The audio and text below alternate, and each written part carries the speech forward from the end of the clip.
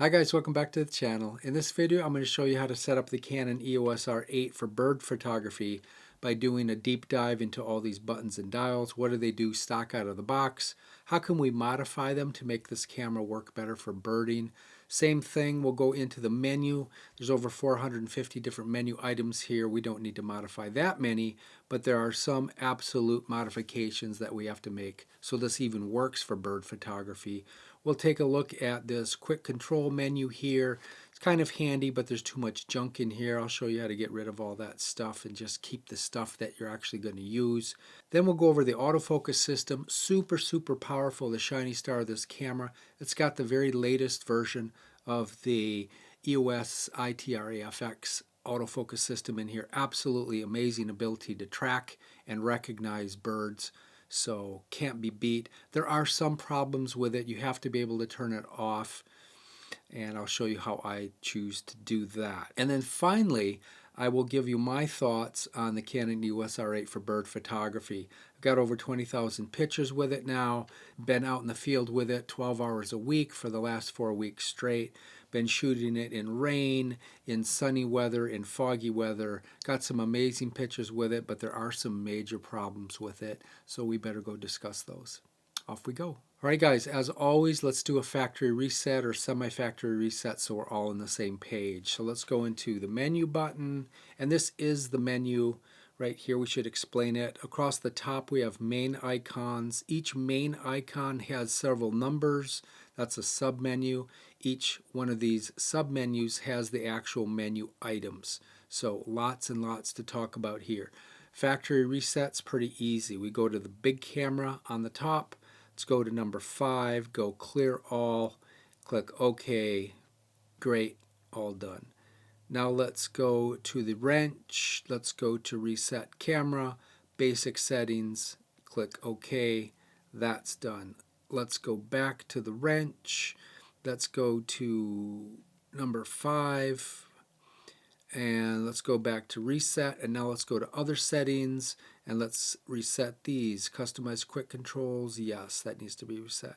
Shooting info, that doesn't really need to be reset, but just in case. Communications we're not messing with shooting modes. Copyright, you don't need to reset that, of course. Customize controls, yes, we do need to reset that. Custom functions, yes, reset. My menu, yes, reset. Great, we're all on the same page now. Let's go to the mode dial and make sure that we are all in the M mode for manual exposure mode. I only shoot in manual. All right, before we go over all these buttons and dials, let's do a little basic work here. Let's go back to the menu. This thing's going to power off like it just did. Let's fix that. Go to the wrench, go to number 3, power savings, and let's set all these off. I always shoot with these things off. If you leave this set up for power saving stock out of the box, you'll get about a half an hour out of the battery. One of the big problems with this camera is these batteries too. But I mean, if I'm shooting eagles, you never know what's going to happen. I just can't have this asleep for 2 seconds because I'll miss some action. So I just bring 4 batteries with me when I go out in the field for a morning shoot. If I went out all day, I would take 8 batteries with me just to be safe. So there we go. That's not going to power off anymore. Let's also go over to menu, and let's go to the AF menu, and let's put this in servo, and we'll come back and explain this. I'm going fast now. And let's set tracking to off, and let's set subject to detect. I just call this recognition. Let's set this to none for right now, and you'll see why in a little while. All right, let's go through these buttons and dials. I'll show you what they do, stock settings, then we'll start to modify these right out of the gate here to get this set up for birding. So here we go. We have an electronic viewfinder and a LCD screen. They're mediocre, the same ones that are on the R7. They're okay, they're not the greatest. We have to brighten them up a little bit. One problem with the LCD and the viewfinder is the view that you see is not accurate with regard to depth of field. It's showing you the shallowest depth of field that the lens has to offer. I'll show you a button setting to fix that a little later. There's no DOF button on the front where we used to be able to push and see the depth of field. The depth of field is that you see is the shallowest that the lens has to offer. All right, now let's go over these buttons from top to back. So we have a kind of run-of-the-mill shutter button here. So if you half press this down, it will lock on the autofocus system and the autofocus point, whatever you have set up. It'll lock that on the target.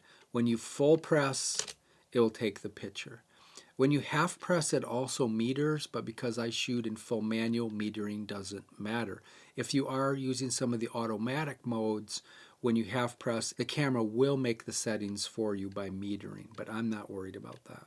All right, if we jump to this dial right here, this is called the main dial. Stock out of the box, it controls shutter speed, and I'm going to leave it set like that. You can modify it, but this is just, I've always shot cameras with the main dial controlling the shutter speed. Right now, if we go back to this little button, it's a very important button because it's ergonomically in a very good position. Here's your shooting position. Yeah, your thumb's going to stick out because this camera is really short. But you can see it's right there next to your index finger. So you want to set this up to do something that's really important, something that you're changing all the time in the field. Stock out of the box, if you push it down, we have a new menu system. It's a double road menu system, and you can toggle through the options by repeatedly clicking the MFN button. So how do you control the menu here? The top row is controlled by the main dial. The bottom row is controlled by the quick control dial. So that's how you do it. If you want to get back to an R7 setup where you can control ISO, you just have to go over 2, and we can see ISO right there. And now by controlling the quick control dial, we can set ISO. That's not going to work for me. When you're out in the field and you have your eye in this viewfinder, you can't go, okay, this way, okay, no, wait, I got to hit that again. Nope, you don't have time for that. I want to be able to one-click something and change between some settings. So my autofocus points are going to go here. Let's set that up to toggle between the different autofocus points. And we'll go over what they are. If you don't know what the autofocus points, you can go into the Q button here, and right up there, the AF, that's the autofocus icon, and these are the autofocus points right across here. Right, there's 8 of them, and we'll explain that later in the video. Let's actually set it to single point right now. And see the box right there? That's an autofocus point. And that's what you line up on whatever you want to shoot. But I want to be able to toggle between those 8, so let's set it up to do that. Let's go to Menu, let's go to Little Camera, let's go to number 3, let's go down to Customize Buttons, and now we can see a little cartoon of the camera and a little glowing orange dot. So whatever that glowing orange dot is on, that's what you're about to modify. And if you turn any one of these dials, you can, or even the cross keypad here, the cross keys, there's many ways to do it. You can toggle between these, and let's go line up on it. There it is right there. Make sure you're not in the movie mode here on the right. This column on the right is for movie settings only. We want to be in the left column. There's the MF. Let's go in there and change that. It's really easy.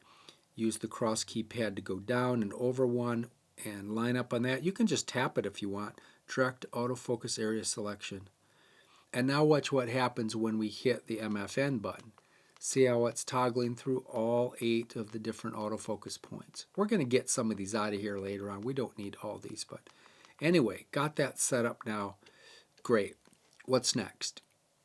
Well, next we have a on-off switch here, so we can turn the camera off. Let's see how long it takes to power on. Here we go. About a second. It comes on really fast. So that's great. In the center, there's a lock button here that'll lock this quick control dial, which controls aperture. See how it's locked there? You might accidentally be in the lock position and wonder why you can't control your aperture. We talked about the mode dial already. We're in manual mode, and that's about it. We have a run-of-the-mill red button here that will turn on and off the movie mode, and it'll go a step further. When you press this red button, not only does it switch you to movie mode, it's making the movie. So, I mean, I don't use that because you can't control the exposure triangle here at all. So we're going to set it up to do something else. And yes, you can set that up to do something in stills mode. And we are in the stills mode, in case you don't know. Stills means the picture taking mode. Movie mode is taking a movie. All right, great. We got the top covered. Let's go on to the back now. While we're here, let's just take a look at the screen. You can control the entire exposure triangle right here by just tapping. So there's the shutter speed. We can just drag, or you can tap, whatever you like. Hit the arrow to get out of that. There is your aperture or your F number, same thing. That's actually how I'm going to control mine because we're so short on buttons. And there's your ISO right there. So that's one way to kind of stock out of the box to control everything. Okay, great. Let's go through the info. Let's go through these first, and we'll save these 3 back buttons for last. So we can hit the info button. That will just give us different looks on the screen. There's no junk on the screen. There is kind of the bottom line of the screen or the shoot.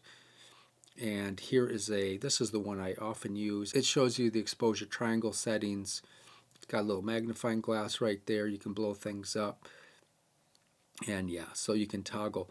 This is very useful. This is the histogram. Again, this LCD screen is not the greatest. If you're out in the sunlight and you have sunlight hitting this thing, it's going to be hard to see, so you want to make sure your exposure is right. You can look at this for a while. Once you get set up for the area, you can just clear the screen off. I mean, you can do what you want. The playhead button here, if I push that, it'll bring the last picture or video that I shot up. And I just shot a little movie, right? We just demonstrated the movie button. And there it is. If you want to go to the next one, you just can scroll. I guess I got to stop that. Great. So you can push the shutter button to stop that. We can also scroll to the next picture. There's the picture that we've taken. And if you want to blow that up, you can hit this rectangle button right here. This is called the Autofocus Point Select button. We're not going to call it that. It's too long. If you want to blow it up more, you just turn the main dial. If you want to see the eye, you just drag it down. So very handy. So that's how that works. If you want to delete the last thing you pulled up, you just hit the playhead button. I want to delete that picture, just hit the garbage can. Erase, and it's gone. Great. We have a cross key pad right here. Most people just call this the D pad or the directional pad. It's got the Q or the set button in the middle. If you hit that quick control button, it brings us to that mini menu, that mini quick control menu. It's got 2 sets of icons. I'm going to show you how to weed that down.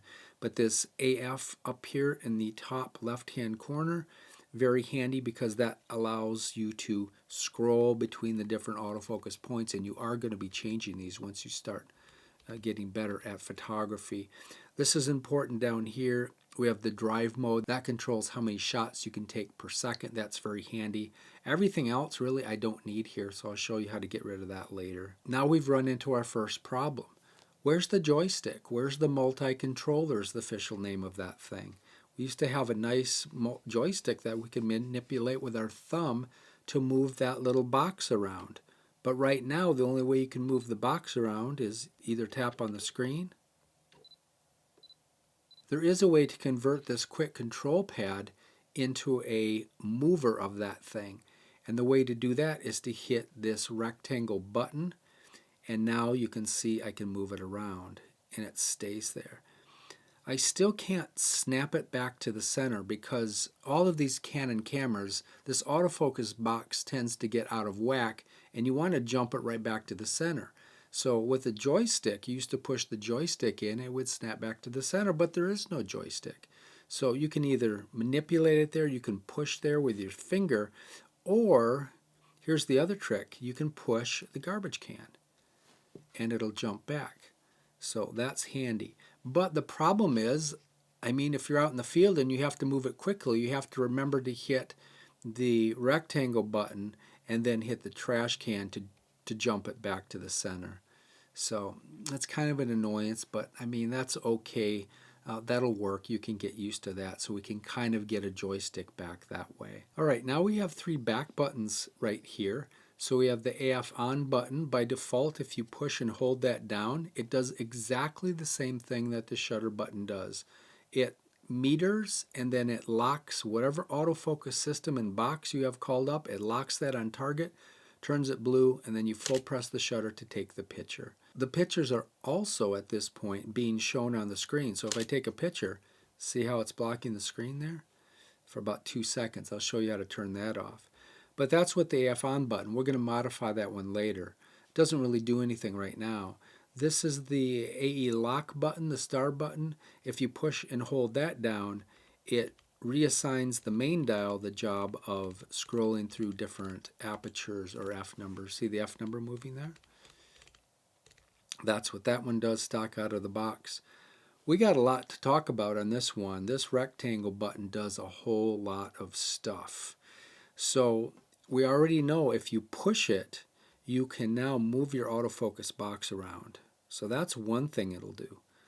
It also reassigns the garbage can to snap that back in the center. So that's pretty cool, but it does a whole lot more. If you look right here, and it doesn't time out when you push it, it just holds its position. It tells you what it does. Well, it says garbage can, snap back to center. It says the MFN button, if you push that, you can control the autofocus point. So that's really handy. So you push the MFN button, and now the main dial is reassigned to control the different autofocus points. So very, very handy. If we go back to it again, you could also just tap on the screen to bring that same menu up and scroll between the different autofocus points, which are so important. My number 2 most changed setting during an outing. Number 1 is the ISO, number 2 is the autofocus point. All right, is that enough for it? No, it actually does more. How could it possibly do more? So let's push it again. And if we hit the MFN button, we said we can scroll through the autofocus points. But there's 3 of these autofocus points that are actually zones. So this is flexible zone 1, flexible zone 2, flexible zone 3. Flexible zone 2 is for a giraffe or something. That's completely useless to us. So let's modify that. And that's one of the beauties of this camera is you can modify these flexible zones just like the R7. Can't do that in the R6, can't do that in the R, can't do that in the RP, can't do that in the R5 even. I really, really like this feature, and I'm going to miss this. Now it's timed out. Let's do it again to pull that up. So let's hit the rectangle button, MFN button. We've already have number 2 selected, and quickly hit the rectangle button again. And now we got some breathing room. Nothing's going to time out, but you can see down here in the bottom we have 2 new modifications have occurred. The main dial is going to change the width of this box, and the quick control dial right here is going to change the vertical height of the box. Let's see it in action. So main dial, yep, let's make it about that big, and then the quick control dial, and let's make it a little narrower. Great. Hit the set button or just half press the shutter button. And there it is. See what I mean about the autofocus boxes getting knocked out of position? How do we get that back to position? Well, we have to hit the rectangle button and the garbage can. We'll snap it right back in there. But let me show you how to get something to snap this back to the center quicker. This is what I use. Because this happens so much, I want to stay in my shooting position with my eye in the viewfinder. I want to be able to move my finger over and snap it back to the center if it gets out of whack. So I'm going to set this movie on/off button to do that. It's really easy. Go to Menu, Customize Buttons, and it's the first push down of this cross key. Will bring you there. And notice that under the camera mode, you can manipulate this, but under the movie camera mode, you cannot. There's not a modification. So this will always start and stop your video when you're in video mode, so you don't have to worry about losing it. But let's go into it by tapping on it. And let's go find, there it is right over there. It's so commonly used. Set autofocus point to center. Great. Hit the set button. And now when this thing gets out of whack, all I got to do is push the movie button and it goes back to the center. Just to prove that this movie on/off button still works, let's put it into movie mode real quick. And this is, we introduced the movie dial up there. It's just a toggle between the movie taking mode and the stills mode. Now we're in movie mode. I'll just hit it. And now we're recording. Right? We didn't mess it up by setting it in stills mode. Hit it again, you stop recording. All right, great. Let's go back to stills mode. and talk about the star button. The official name is AE lock button, so it's the star button. I think I already showed this to you, but if you push and hold, now you can control the f number or the aperture right here. Great. I'm going to set that up as a back button. We'll get into those setups a little bit later.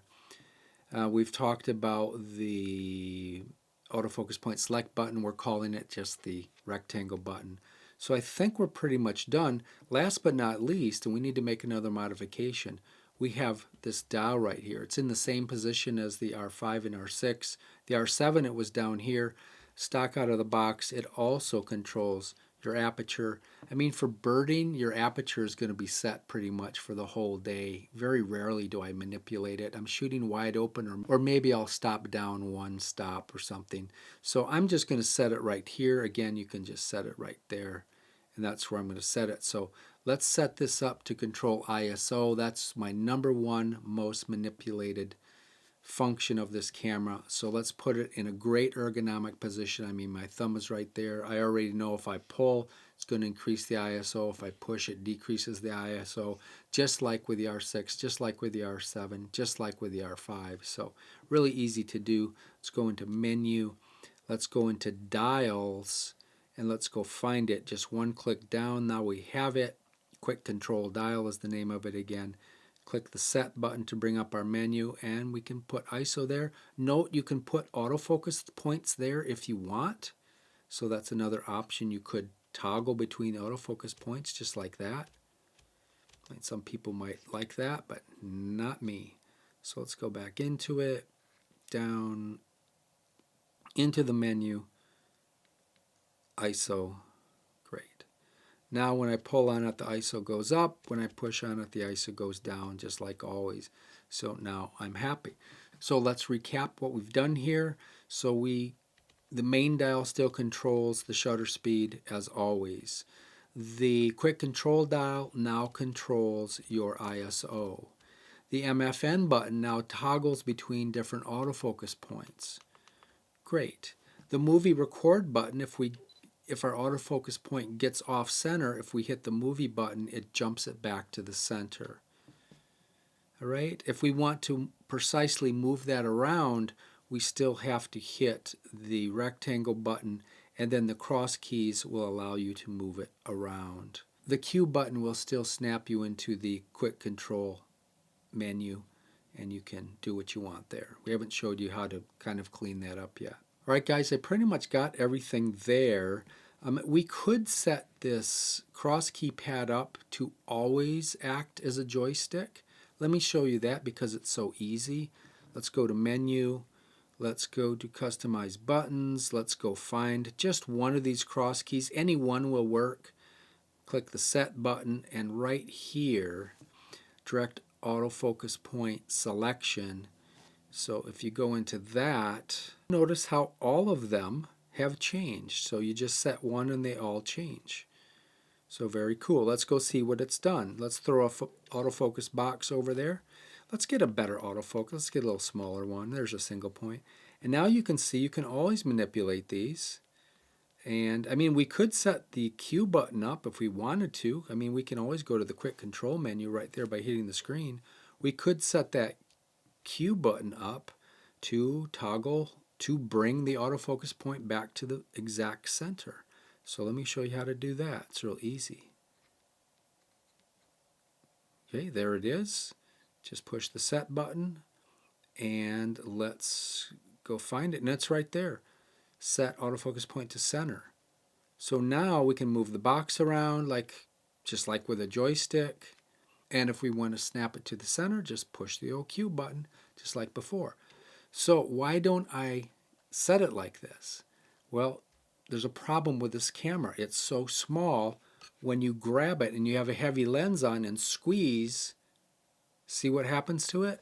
It's always going out of whack. So I can't do that setup. So that's why it's just better to hit the rectangle button and then just use it that way, so you're not accidentally throwing it off all the time. So, all right, let's go to the next section now. I think we're ready to talk about the menu. All right, guys, we're in the menu now. So let's toggle. You can use the info button to toggle between the main menu items. And let's start on big camera number 1 and make some modifications. All right, image quality. So let's hit the set button to go in. Stock out of the box, you're set up to shoot the largest JPEG this will take. It's 24 megabyte JPEG. It's pretty big, but you're not going to shoot JPEGs in this when you go birding, right? If you get serious about this, because I think if you spend $1,500 on a camera, you probably know how to use Photoshop and Lightroom or some other editing program, which you can really edit and get the best out of your photos that way. So you're not going to be shooting in JPEG, you're going to be shooting in RAW. But unfortunately, just like the R7, because of the tiny, tiny pea-sized buffer, you really can't shoot RAW on this camera. You have to shoot C-RAW.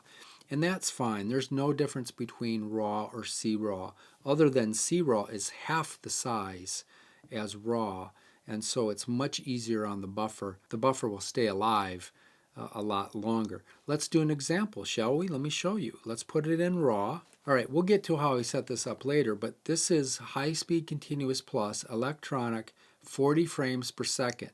And let's see how long that your buffer will last. And when I say go, I'm going to push this button. Ready, set, go. That's it, right? That's not much. You can get the bird jumping off the stick and flying a little bit, and that's it. The red light means it's writing the data we just created to the SD card. So, I mean, that's almost unusable. All right, guys, let's go through this menu system now, make the changes we need for birding. Let's go to big camera 1 to start things off. Image quality. So stock out of the box, we're set for a large JPEG. It's 24 megabits. It's a big JPEG. And JPEGs are limited, right? You're letting the camera permanently color or modify the picture, and that's not the way I bet most of you shoot. I have a feeling if you spent $1,500 on a camera, you probably know how to use Lightroom and Photoshop, so don't want to shoot JPEGs unless you, for some reason, you don't want to process in post. So most of us shoot RAW, but now we have a problem because we have a very small buffer in this camera. Can't really shoot RAW. You're going to have to shoot C-RAW with this camera to have a buffer that's usable. Well, let me show you. Let's go to RAW, turn off JPEG, and let's see what this camera can do. I'm in high-speed continuous plus electronic, which is you're going to be shooting in electronic mode for the most part in this camera. Let's see how long it'll last. On go, I'm going to hit the shutter button and hold it down. Ready, set, go. That's it, right? It's not, it's like, what was it, like a second? I didn't time it, but maybe 2 seconds at the most. So, and you can see the red light, it's writing the data to the card. Make sure you get a fast SD card. Just a little side note here, let's pull this out and show you. So you want one that's 300 megabits per second. Write speed is the key, not really the read speed, but the write speed. And they're a little more expensive, but it's the one that have these 2 rows of pins here on the back. So these work really good. Still, I mean, that's the expensive card in here, and you get like 1.5 seconds. So beware. And that was in RAW. But now let's see what we can get if we go to Canon RAW. So let's go back into big camera 1 and put it to Canon RAW. Click OK. Let's see if that helps us out a little. On go, again, I'm going to press and hold the shutter button. Ready, set, go. A little bit better. I mean, I don't know how much better it was, but it was better. So anyway, that's the story with that. It's better to go in C-RAW. That'll give you a little more. All right, let's move on. So nothing else we need to worry about here. Let's go to number 2. Nothing to worry about there. Number 3. Nothing there. Meter mode, I mean, we don't meter if you're shooting in full manual, but it's probably best to be in evaluative. I probably threw that out in the first part of the video, but you'll be stock out of the box, you'll be in evaluative mode. White balance, auto balance is fine. That's up to you. The Canon does very good at detecting the proper white balance. I tend to, when I go out shooting though, and you can see how it does color the viewfinder, whichever mood you're whichever mode you decide. And this will be baked in. If you shoot JPEG, these will be baked into the image.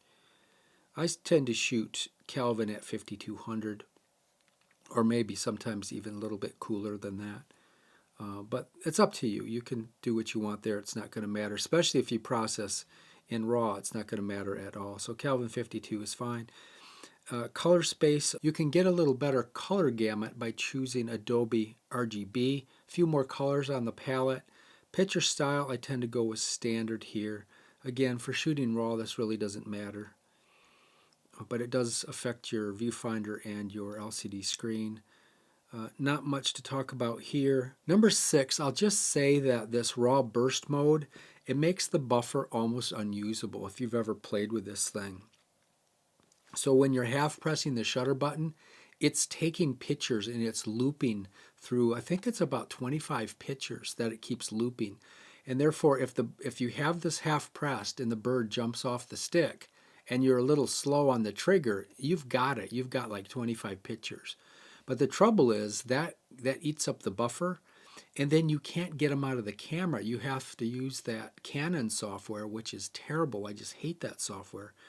And so it's really not worth the hassle in my book, so I don't use it. But you can play with that if you want. That's the burst mode. I leave it off. So big camera 7, you should memorize this because there is one setting that this is the only place you can set it, and that's the shutter mode. So we have the mode brothers. We have drive mode and shutter mode. And let's talk about drive mode first. This is how many pictures you'll take when you push and hold down the button. Right now I'm in high-speed continuous plus. That's the fastest mode. But there's a slower mode. Let's look at these different drive modes now. So right now, stock out of the box, you're set in single shooting mode. And if you go in that mode, it's just one picture at a time, and you don't want to shoot birds like that, right? You need to let this thing fly. So high speed continuous plus, that's the fastest that this camera will take pictures per second when you push and hold down the button. Then we have the H mode, or high speed continuous, and that is the second fastest mode. You're going to be shooting in this mode electronic, which is 20 frames per second most of the time, is what I recommend. There's a low speed continuous mode here that slows things down to 5 shots per second or 3 shots per second, depending on which shutter mode you're in, which we should talk about next. There are some delays here. Here's a 10-second delay, so if you push the shutter button, it'll take a picture in 10 seconds, so you can do like a selfie or get out in front type thing. And there's 2 seconds, and yeah, we won't talk any more about those. I'm going to leave this just in single shot for this video right now. But now let's go talk about the shutter mode. And again, big camera 7 is the only place you can find that. So we have 2. We have electronic first curtain and electronic. We are missing mechanical. Mechanical's been around forever. This is the first EOS R camera that doesn't have mechanical, and it's fine with me because there's problems with mechanical. It's super loud, for one. Number 2 is there's a delay between the time you push the button and the time the picture starts. And then there is the shutter shock problem at low speeds, like if you're shooting after dark or after the sun goes down, you have really slow shutter speeds, you're going to get some decreased image quality because of the shutter shock. So I don't use it anyway. It doesn't bother me.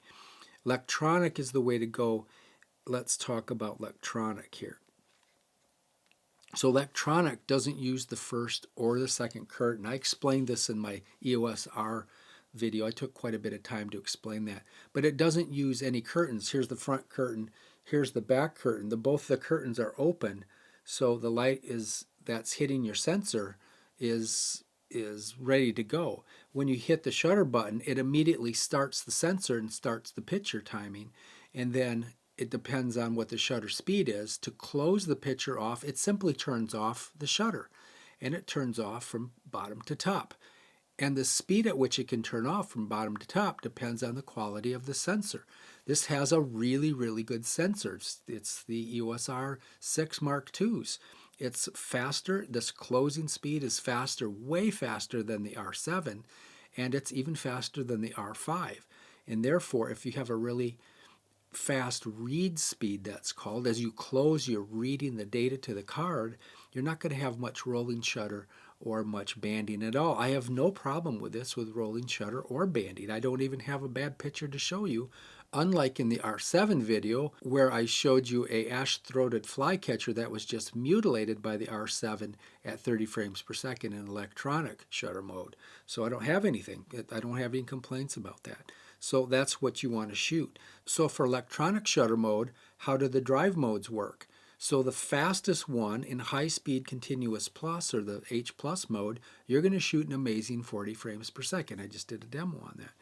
In the high-speed continuous, or the second fastest mode, you're going to shoot still an amazing 20 frames per second. If you drop down to low speed, you're going to shoot down to 5 frames per second. All right?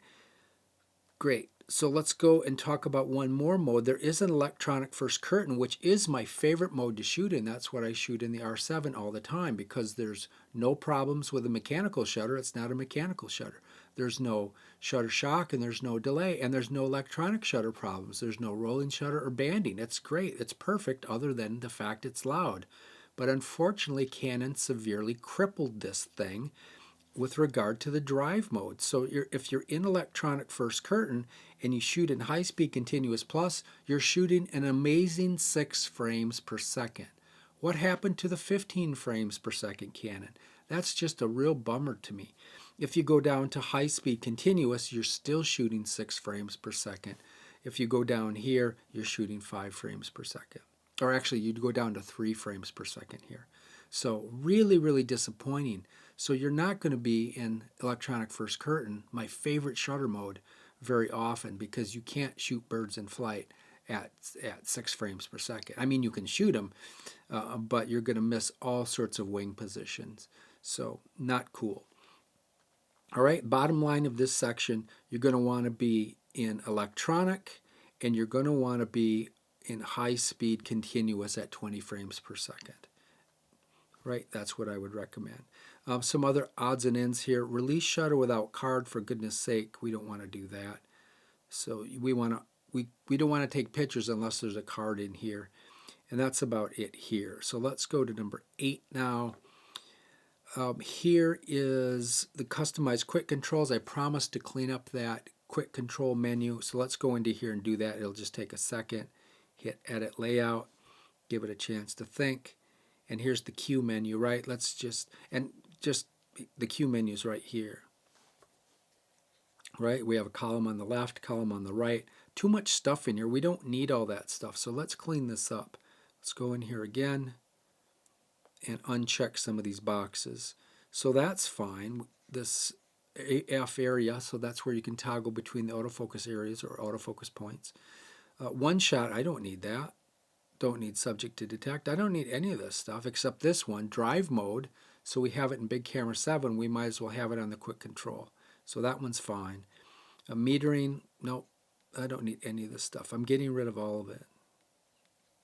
Great. There's some extra ones down here. You can play with this. And I mean, what's important to me is not what's perhaps important to you. That's just the way I do it. Great. Let's exit. Let's save and exit. Great. Now let's go to the quick menu and you can see, hey, we only got 2 buttons here. Great. They're kind of far apart, aren't they? Let me show you how you can bring those together. Let's go back to quick control, edit layout, and let's go down to info rearrange, and now just go down and click on this one and it kind of slides it out. Now you can just use the up cross key, bring it up. Let's put them side by side. Great. Exit. Great. And now when we hit the Q button, we can see them right on top of each other. So great. All right, let's go back in here. That was big camera 8. Anything else in here? Image review. So we've been automatically popping an image up on screen, right? When I take an image, see how the screen is locked? So for goodness sakes, let's get rid of that right now. That is image review, and let's just turn that off. Great. So the high-speed display, that is only for electronic first curtain, and you can't shoot birds in flight in electronic first curtain anyway, and it's 6 frames per second. Makes no difference. Number 9, I promised that I would show you how to make this electronic viewfinder more accurate with regard to depth of field. This is the way to do it. Go in here, exposure, DOF, just click it to this, and now when you're looking through the viewfinder, you will see the true depth of field of whatever lens you have on. Simple as that. And down here, display performance. So if you are shooting birds that are flying, you definitely want to turn this to smooth. Otherwise, the bird will look kind of stuttered. Remember I said this electronic viewfinder, it isn't the greatest in the world. And if you don't turn that on, it's like stutter like a 1920s movie, and the bird will lag behind when you're shooting, and it's not. I mean, they had to save money somewhere, and the money saved is on this electronic viewfinder and on the LCD screen. Let's go back in. And number 10 is just movie settings. Don't need to worry about that. Next, in autofocus, let's leave this. We're going to come back to this one last. Let's change these other settings first before we go to autofocus. The playhead menu, or the blue menu, nothing much to mess around with here. I'll just go through this and let you see. There's the magnification. So we looked at that in the first part of the video. By default, it's set to 2. Let me refresh your memory on that one. Let's just take a quick picture of that owl. And if I want to see the owl, I hit the playhead button. To magnify, you hit the rectangle button. That blows it up by a factor of 2. If you want to max it out, which is what I do, I just want to see the eye to see how sharp it was, you can jump that up to 10. Okay, now watch what happens. Take a picture, display it, now hit the rectangle button, and there's the eye. So that's kind of a handy trick. Let's go back in here. Okay, nothing. Oh yes, so right here, this is important, the AF point display. So this is off. Let's turn this on. So now what will happen if I take a picture of the owl and I display it or hit the play button to see what I've shot, you can see where the autofocus point struck. Is it on target? Is it on the stick behind it? Where is it? So that's a very important setting. So turn that on. I wish that was on by default. Great. Connectivity, we're not going to do anything here. The wrench, not too much to talk about here, although the format card, I mean, I use this thing all the time to see how much space is left on my card, or you can hit that to format. So that's very handy, easier than doing it in your computer. You can change date and language and such here. Number 2, nothing in here. Oh, the beeps, there's something in here. So beeps are enabled. So notice this noise. That's a fake shutter sound, right? There are no shutters. There's no curtain. We're in electronic mode. There are no curtains. So that's a fake sound. And it's really nice so you can get an auditable signal of how you're doing with regard to hitting the buffer. It's really, really nice. The R5 doesn't have that. So you want that enabled. But volume, we can turn it down a little bit. It's maybe a touch too loud. So let's go into shutter volume and turn it down to 1. And let's turn these other ones off. We don't need any beeping going on anywhere else. That one's off. Selfie. I mean, I don't really take selfies anyway. But I just turn all these off. Great. Power savings, so we looked at that at the beginning of the video. I recommend that you turn all these off. If you leave them all stock settings, you'll save about a half an hour.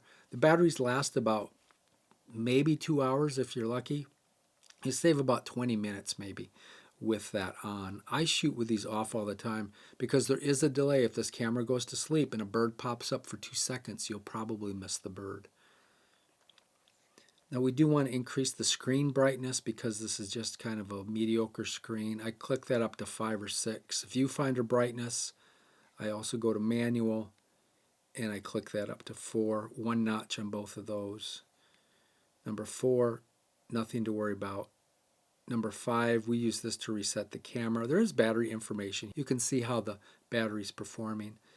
One of my rants again on this camera, I can't help but bring this up. It's like, why in the world do you pay $1,500 and that's the battery you get?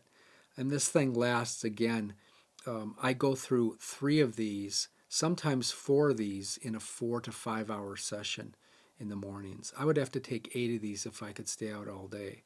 So really, really poor battery life. It helps a little to turn on the power savings, But when I'm out at the eagle's nest, I can't be in any of those sleep modes or anything like that because I don't want to miss anything. So really a bummer with this camera, those LP17s. Same as the EOS RP. I mean, it's just terrible. Same body as the EOS RP. Anyway, I digress. Firmware, this is a brand new camera. It's firmware number 1. There definitely need to make some modifications, especially with the overheating problems that are popping up with this camera. Nothing we need to worry about here on little camera. We've actually looked at little camera 3 quite a bit. Oh, there is one setting here, little camera 2. So this is a good one. So if you go down here, here's ISO and shutter speed. You want to turn that on. So if you have a variable length lens like a 100 to 500 and you're shooting a bird and the bird comes closer to you and you have to back out to maybe 300 millimeters, it messes up your exposure triangle. This will automatically compensate for that change of focal length. So it's really, really nice. It's the only automatic feature that I use. So that one's okay. It doesn't always work right, especially when you first turn on the camera, but most of the time it works fine. Customized buttons and dials, we've been there. Nothing to talk about. Nothing to talk about. So the star menu is your favorites menu. You want to set something up in here while you're fresh and maybe you've just watched this video in case you forget where things are. You definitely want to put your shutter mode in here so you don't have to remember Big Camera 7. The drive mode's on the Q menu. You can put that in here as well. I usually put my format icon in here as well. So let me show you how this works. Click the set button or tap on that. Click OK. Click Configure. Click Register or select items to register. And now there's a long list of items. There's many, many, many items. And you can put whatever you want there.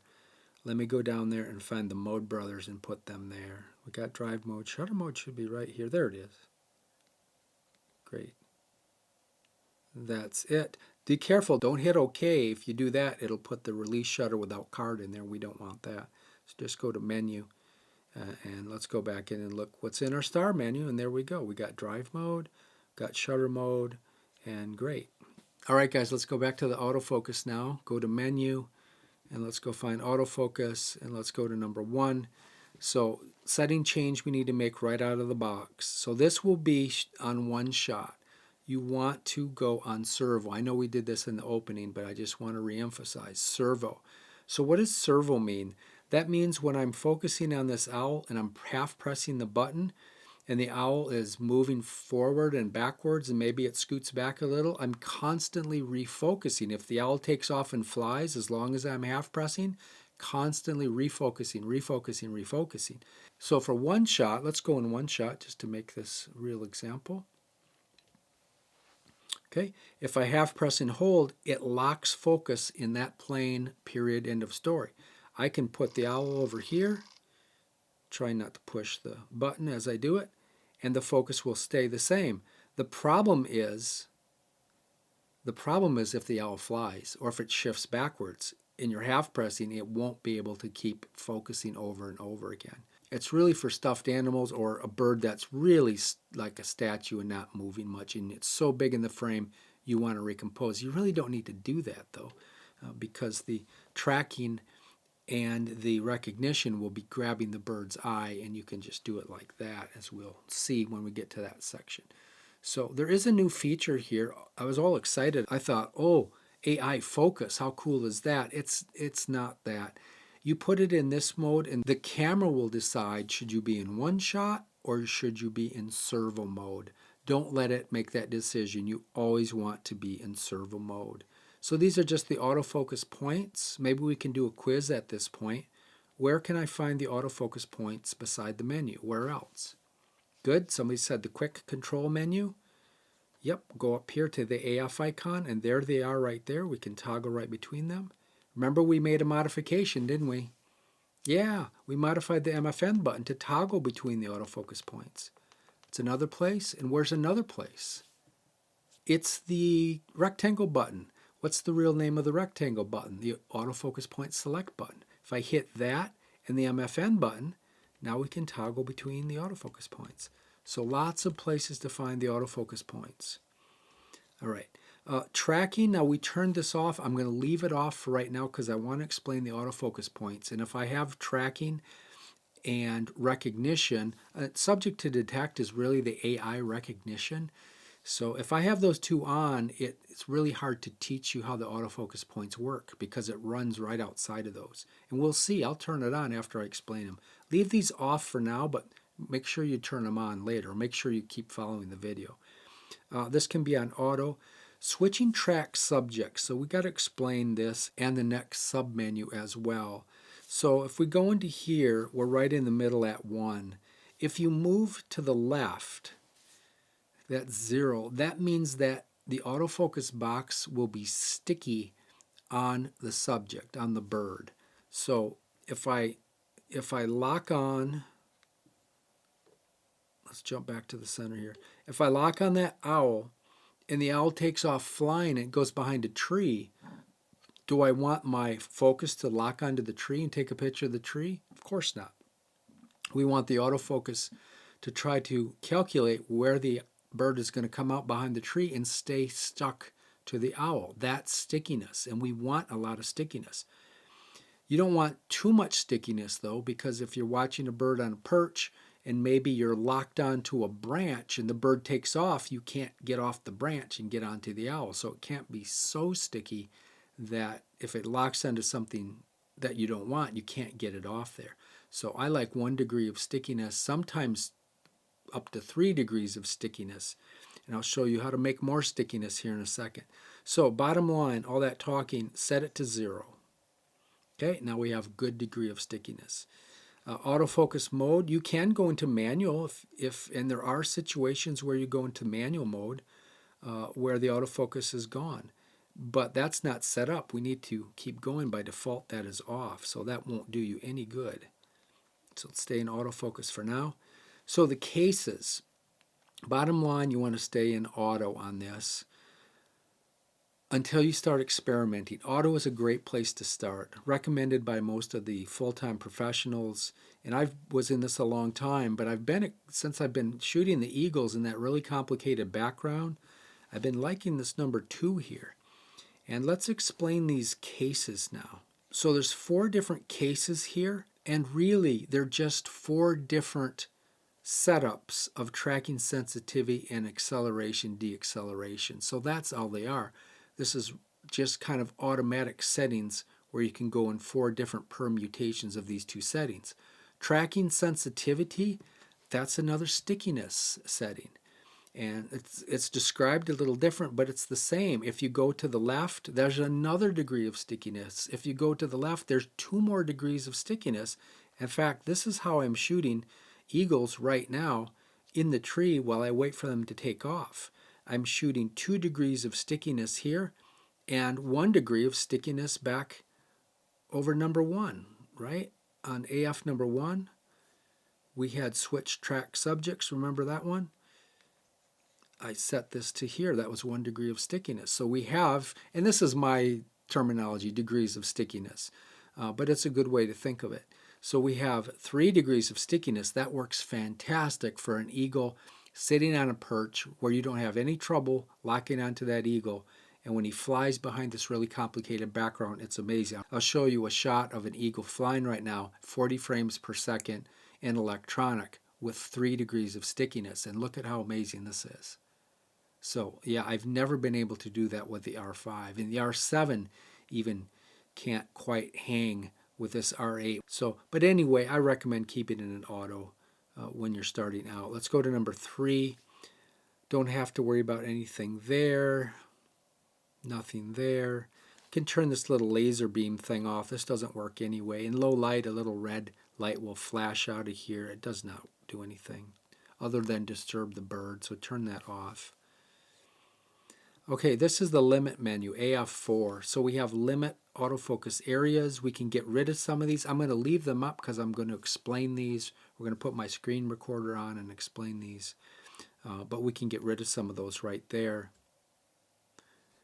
And then this one, we don't have to worry about that. Limit subject to detect. This is another limiting thing. So whatever is checked will show up in menu 1. So for subject to detect, I only want animals. I don't want to ever be automatic. I don't want to detect people. I don't want to make them mistake. You set this for people mode and go out birding, your keeper rate will be about 10%. It does terrible like that. If you have it in birding mode and go out and shoot people, it does a lot better. And it's built like that. But it doesn't work the other way around. I don't want cars, but I want to be able to turn it off and on. So now if we go back and look at number 1, and we go down to subject to detect, we have animals, which we want to be on. But we want to be off right now, right? Because we're going to show you the autofocus points. But yeah, so there's only none in animals, so we limited that. So if we go back to number 4, we can also limit eye detection settings. It doesn't say so, but that's what this is. So I want to be able to turn it off. I want auto. That's it. I don't want it bothering to look for a left versus a right. It takes too long to do that, I think. So those are the only 2 options. Again, if I go back to number 1 and we go into eye detection, now we only have those 2 options. Got it? Great. Number 4, that's it. Number 5. So these are the manual settings, and they're off by default. They should be on, but let's turn them on. Peaking, turn that on. You can leave those set for high and red. And focus guide, let's turn those on. Let's show you how these work. All right, so now if we go back and go into manual, if we go back to number 1, go down to focus mode manual, because this lens, this nifty 50 here, doesn't have a switch to flick between autofocus and manual. I have to do it here. Now let's see what we got. So now we got this little box right here. There's an autofocus box, and if we want to shoot that owl right there that the box is on, I mean, I'm half pressing, nothing's working. That's because we're in manual. But if you grab this ring right here and you start moving it, see how the owl's turning red? That means you're getting closer to focus. And now we got these little sticks right here. These arrows, when they're perfectly in focus, they turn green. So that owl is really in focus. And if we pull up a picture and blow it up, then we can see that owl is crystal clear. So that's how it works. You might be wondering, well, where's the little red focus point box? Well, we're not in that autofocus mode. We're in manual mode. So anyway, that's how that works. So you will have to use that if you're in low light and the bird is so far back in the sticks that the autofocus doesn't work at all. You might have to go to manual. So you need to know that. Let's go back to autofocus there. All right, great. So we were, where were we? Right there. And number 6, nothing we need to worry about there. All right, guys, we're all set up, but we're not quite set up yet because the most powerful feature of this camera is turned off, and that would be the subject to detect. That's the AI recognition of this camera, and then the whole area tracking. This is just tracking, and this is just recognition, and these 2 go together. They should be lumped together because they don't work great by themselves. You have to lump them together for this thing to work. I'm going to leave these off for right now, though. Let's turn this one off because I want to teach you about these autofocus points, and that'll be the next part of the video. I'm going to hook up my screen recorder so I can share my viewfinder with you, and we'll try to demonstrate how these autofocus points work. So be right back. All right, guys, let's talk about this autofocus system more in depth now. So let's go back to menu. And let's look at the autofocus points. We can pull them up right here. And I do have my Ninja V on, so my screen doesn't work anymore. But you can see my view through the viewfinders, the view that you're seeing.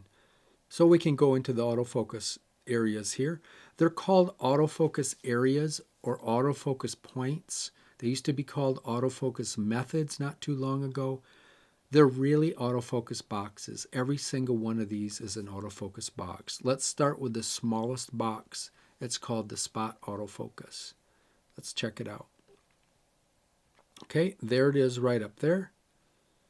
And let's scroll up with it. And there it is. So when you half press, the Canon autofocus system will come on and it'll look only inside the perimeter of that box for something to focus on. Let's give it something to focus on here. There's an eye. So when I half press, it's looking for, now it's not looking for an eye or a face or an animal right now, but it's looking for sharpness and detail. It does pretty good. You're going to be using this all the time, this spot. When the tracking and recognition doesn't work, this is the way to go. Like if the bird is way back in the sticks, this might still be able to work. And I'll show you how we're going to set this one up in a little while. But that's how this works without tracking and recognition on. If we go to the next one, I can just toggle, right? We set up my MFN button to toggle between these. This one's bigger. This is a single autofocus point or autofocus area, and it's just a box, and the Canon's autofocus system is looking inside this box for sharpness, detail, contrast. If it finds it, we'll get ourselves a nice picture. Now, I have to be careful. I'm going to set this differently. If I hit the playhead button, I'm going to shut off my recorder. That's like a weird thing with the Ninja system. So I want you to be able to see where the autofocus point hit. So let me display these pictures. And remember was it 8? Yes, image review. And let's turn this on for 4 seconds. So now when I take a picture, it'll show up in the viewfinder for 4 seconds. See it? And you can see the autofocus point box where it struck. I'm also going to put this in drive mode single shot. That's a pop quiz. How do you set this so I only take one shot when I press this button? Great. Go to the Q menu. We have it there. Right there. There's your drive mode. Let's go over to one shot. Now I want to put it in electronic first curtain mode. How do I do that? Pop quiz. Good. Somebody remember big camera 7? Let's go into here. Big camera 7. Go to shutter mode. Go to electronic first curtain. Great. There we go. All right. So anyway, that is a single point focus box. Single point is the key. Okay, the next one, and let's use the Q menu so we can kind of see these. So that was the spot autofocus. That was the single point or the 1 point autofocus box. Now we have 2 other 1 point autofocus boxes, but they have helper boxes around the perimeter. So let's look at this one. So that's a single autofocus point box, and it's got 4 helpers around it. What's the story with that? So if we're trying to shoot this owl and we push down and the owl jumps out of the way and the main autofocus box has got nothing to shoot, the main autofocus box will ask its boxes on the perimeter, hey guys, does anybody see sharpness or detail? I don't see anything. I see like a black thing and a white thing. Does anybody see anything? And the autofocus box at 9 o'clock says, hey, I see, looks like some fur or some feathers or something. And then the center box will go, okay, we're going to trust you. We're going to lock focus on you. And so even though it won't show that with the autofocus point C button, it does work. But in reality, I never use 4 helper boxes. If you're going to use helper boxes, for goodness sake, use all helper boxes. So that's the one I use all the time, and this has saved me. When you turn on tracking and recognition, even you can use this with birds of flight, believe it or not. I got a series of shots with an eagle that took off, and I wasn't expecting it to take off, and this is what I had up. I had tracking on and recognition on, and I'll show you those images right now.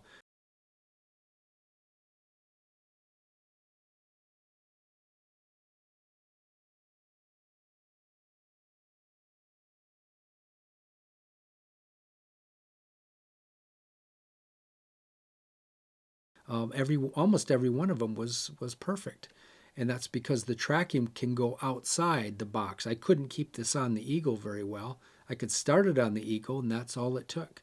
So, but right now we have that magic turned off. This is like old school focusing right now. Let's go look at the next one. Now we have 1, 2, 3 zones. We modified one of these zones right at the very start of the video. So let's go check them out. So there is the run-of-the-mill autofocus box, but this one's adjustable and I don't like it so big. So let's fix it. Remember how to fix it. Great, rectangle button, MFN button, select which zone you want to modify. Let's do number 1 and quickly hit the rectangle button again, and now we can modify it with the main dial. We can stretch it out a little bit, and then we can scrunch it down with the quick control dial. Let's actually make it a little smaller. That's about how I keep it for real right there. Okay, let's go back in and check out the next one. I think we modified this one, and that's pretty good. If we want to modify it again, hit the rectangle button, MFN button. It's already selected. Hit the rectangle button again, and let's just make it just a hair longer. How about? Great. Let's modify one more. So hit the rectangle button, the MFN button. Let's select zone number 3. Hit the rectangle button again, and let's make this one really big. Great. That's for bird in flight, maybe an incoming bird, where you can really lock on to him. Great. Now let's go check them out. Okay, there's the one flexible zone. Yep. And we can toggle between them, right, with our little MFN button modification we did. There's the next one. There's the next one. Great. You don't like them, change them again. But that's the story with those. Now let's look what happens when we get in one of those things. How does the Canon autofocus system behave when you're in this? Well, it's not going to go outside the perimeter of the box, right? It's going to stay. If I'm over here in no man's land, it won't get the brown owl, right? If I'm over here in no man's land, it'll get nothing. It obeys me, which sometimes is great if there's a complicated background and you don't want the subject tracking and recognition going outside of this box. We'll see here in a second. It will go outside the box when we set those up. But if you want things inside the box, keep those turned off. We have one more to go over. Let's check it out. It's right here. This is whole area autofocus. It's kind of a duplicate of what we have, only there is a difference. So if we're in this whole area, the whole screen is the autofocus box, or almost the whole screen. You can see some limitation there. But the Canon will look for sharpness and detail. It's not looking for a bird. It's not looking for a face or an eye or anything like that. It's just old school looking for sharpness and detail. If we want to get Gumby and pokey, forget it. That's the story with that. So let's go back to the single autofocus point, and now let's turn on what you paid so much money for, the subject tracking and the subject recognition. Let's turn those on. Go back to the autofocus menu and go back to number 1, and let's turn them on. So tracking, I just call it tracking, but it's whole area tracking servo autofocus. I'm sure, guys, people aren't going to say that. It was called subject tracking in the R7. It's exactly the same. This is tracking. If it locks onto a bird, it will go outside the boundaries of your autofocus boxes. That's what this means. It'll start by looking where your autofocus box is, and if it can't find anything, it'll go outside. Or if the subject starts in the autofocus box and goes outside the autofocus box, it'll follow it right on out. So let's turn that on and I'll show you. And these two go together. Let's turn on our animals. Remember, in the R8, animals are birds, cats, dogs, and horses, and maybe zebras. That's what this is set up for. One, I think it was Canon Asian said zebras, and the other Canons didn't say zebras, so I'm not sure on that one. Well, I can't go find a zebra for you. Eye detection is on. We left that on by auto. Now let's go see what happens to this box. Already, my hands aren't even on the camera, and we can meet the tracking box. You see it on the barn owl's left eye there, or reading left. I guess that would be the right eye. See it there? What that's telling me, it's saying, hey, Doug, I found an eye already. Now your focus box is on a nothing. Do you really want me to take the nothing, or do you want me to come over to the eye? So if I quickly push the shutter button down, I can take a picture of the nothing. But watch what happens if I half press and hold. See it going way outside the box, and it lost that eye for what? Now it's got the whole face of the barn owl. So sometimes it'll jump on that barn owl. There we go. And sometimes it won't. It jumped right on its eye. It disobeyed the law, right? It's not supposed to go outside that box, but it does go outside the box. So that's why they changed the name, to tell you it will track the entire frame. And so, again, if you want to set up on something, now, and the closer you get to it, the stronger it's likely to jump on the target outside of the box. But again, if I really quickly push, I can take a picture of that blue acoustic tile and you can see. But you got to be quick, because if I half press and hold, in an instant it's found the target and it's disobeyed the rule of staying within the perimeter of the autofocus box. I mean, that's all there is to it. And I mean, some people are annoyed by this. They don't have it on, but I love it. I leave it on all the time. And if there's a certain circumstance where the bird is in a really sticky environment and the autofocus is really struggling, I'm going to set these back buttons up to handle that situation. All right, really that's all there is to it. If we go to the next autofocus point, it's exactly the same. If I half press and hold, it'll look for an eye, and it might even jump on the eye like I just did. If I half press and take the picture quickly, I can beat it, and I can beat it to moving, and I can take the subject that I want. But there's the tracking box. Notice the heating thing came on already. I mean, they're going to have to do something with this. I won't digress now, I promise, though. But I did do a video on this thing overheating. I'll link it down below. Okay, guys, that's all there is to it. If we go to the next autofocus point, might as well go to this one. These are the helper boxes around the main autofocus point. Same thing. If I want to quickly take a picture, I can get a picture there. But if I press and hold the subject tracking, it'll disobey and it'll look over the entire frame and it'll try to find the eye. This doesn't seem to work quite as good. There it goes. Let's go back and see if there's a difference while I'm here. No, it's just having trouble in general. But the tracking box, that little gray box is saying, Doug, I want you to move over here. Once you touch that owl, it's on there. And if I half press and hold, it'll zero right in on that eye. All right? What about in the zones, the 3 zones? Same thing applies. If we go to one of the zones, it'll start by looking inside that box, but then it'll take off and go outside the box. Same thing, there's the tracking box. If I half press and hold for a while, nope, it's locked on over there. So, not a perfect system. The tracking box is saying, hey Doug, slide over here a little bit. There we go. See how that works? Let's see with the bigger box.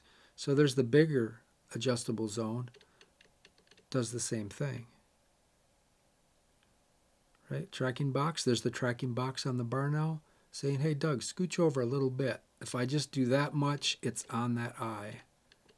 No, it's still struggling a little bit here. There we go. But I mean, the bottom line of this whole thing is just be ready, because if you turn on tracking and recognition, it's going to go outside the perimeter of that autofocus box. Now, what happens where the entire screen is the tracking box? So just like before, but this time, it can not only just find sharpness and contrast and detail, it'll find an eye and a face. And this is pretty powerful here. So a lot of times I just set it up where this is on because it's so good. Even when it goes outside the perimeter of those boxes, it still has a little trouble. It's like it kind of wants to go outside and it kind of doesn't. But when the perimeter of the box is the entire screen, I mean, that's pretty cool. If I want to get that brown owl and it's locked on the white owl there, all you have to do is push the Q button down. It'll tell the autofocus system to go to the center. And now I can get the brown owl. See how that works? Now what about Gumby? I can't get Gumby in this mode. I can't get Pokey. I can get that owl, black and white owl. It doesn't want to get off the brown owl now, but if I push that Q button again, bam, it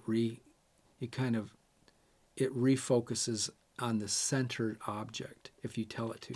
So you do have a way to tell it what to do. See how that works? There's a way you can tap the screen and make it jump this way and that way. You don't want to make the screen active. This thing is so darn small, you'll be throwing that autofocus point all over the place. I don't like that feature. This is fine for me. If I want to take a picture of the black and white owl again, it's not locking on, I just hit the Q button. Hey, this is what I want you to shoot. Just put it in the center of the screen. All right, got it? So that's pretty much it. Notice the temperature's climbing a little bit. That's about 70 degrees or so in this room. It's still pretty cool. but we're not doing video. There's no sun hitting. I mean, just really strange how this thing overheats. It's on its way. All right, now comes a problem. So the way we have this set up now, we have all these autofocus boxes. Let's go back to this one. What if we want to get Gumby? How do I get Gumby? Well, I can take it down like this. And if I half press, it locks on the owl. If I go quickly, I can get Gumby. Nope, I couldn't even get Gumby going quickly. I can't get Gumby. So what's the fix for this? The fix is we have to set some of these up to disengage the tracking and recognition. And how about let's create a spot autofocus box that automatically disengages tracking and recognition. So let's do that right now. Let's set up this AF on button to do that. So let's go in here. Let's go to the little camera. Let's go to number 3, customize buttons. Let's go find the AF on button. It's down a few clicks. Great. Let's hit the set to go in here. So this is where we are by default, metering and start. So if you want to do back button focusing, great. There's no sense in leaving this set up like that. We don't need to meter and autofocus because we already do that by half pressing this button in the front. So I don't like leaving it here. Sometimes it's when you push the AF on button, it seems like it gets confused and it stutters and it does some weird things. So some people say to leave it here. I don't. We can go right down to here. Here's switch to register auto function. It's the same thing, only when you push the AF down, it's not going to lock on the autofocus system. It's not going to meter. But we don't need it to because the half pressing the shutter button does that for us. So that one's locked up. Now see the info detailed set at the bottom? Whenever you see that, go into that. That means there's more of a menu there. So let's go into that. And oh, cool. Look at all these options we have to set. Let's set autofocus area. You have to double set this. Let's make this spot. And this is the key. You have to do this. Let's turn off tracking. And let's not forget to check it. If it's not working, you forgot to check it. And subject to detect. Recognition, let's turn that off. Right? And then check that. Okay, great. Now be careful. We're not set yet. So click the menu button, and now you got to click Set OK. That's the only way. If you half press the shutter button to get out of there, it won't work. And now we should be set up just fine. So let's check it out. So we want to get Gumby. I half press the shutter button, and the tracking and recognition is grabbing the bar now. I want Gumby. So now all I have to do is press and hold down the AF on button, half press the shutter button, and you can see that we have turned off the tracking and recognition, and I can get Gumby nice and easily. All right, guys, now we have another problem. So this is too many autofocus points to toggle between. We don't need all 8 of these. Let's get rid of some of these. Really easy to do. Go to Menu, go to AF for autofocus, and just go to number 4. Remember, that's where you limit everything. Limit AF areas. So I don't need a spot focus because we have that set up on AF on. I don't need a single autofocus point button. If I'm going to have one of those, I'm going to have the helper boxes around it. This one I'm going to leave. I need 2 zones. That's it. And I don't need that zone. This one is nice where the whole screen is the autofocus area. So we'll leave that one on too. So great. Don't forget to click OK or this won't work. And now we can toggle between these 4. And we can see them here if we go into the quick menu. There they are. So 1, 2, 3, 4. And you can, if you don't need all these, maybe I don't need this whole autofocus zone, I can get rid of them. You can do whatever you want. Guys, I think that is it. We are set up for bird photography. We've done everything. This camera is ready to go. If you have any questions, leave them down below. And that'll do it. Give me a thumbs up. Please consider subscribing. I got a whole bunch of videos coming on this R8. I've been shooting 12 hours a week for the last 4 weeks exclusively with this camera, except for a couple experiments I did. So all kinds of cool videos coming with this. So subscribe if you want to see them. See you later.